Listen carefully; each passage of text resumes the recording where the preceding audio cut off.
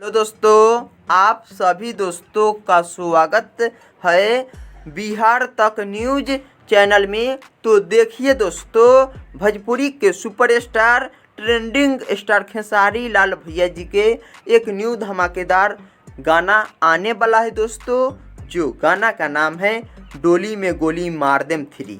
और इस गाना में मेन स्टार कास्ट के नज़र में आएंगे दोस्तों भोजपुरी के superstar trending star Khesari Lal भैया जी।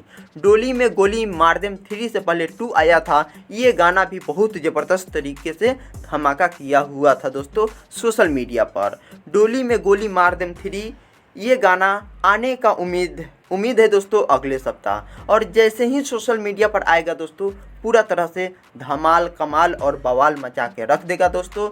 तो जैसे ही 3 गाना आएगा दोस्तों, हम ये अपडेट आकर हम ज़रूर बताएंगे। तो चलिए दोस्तों, अब हम लोग अगले वीडियो के साथ मिलते हैं। चैनल पर नए होंगे तो सब्सक्राइब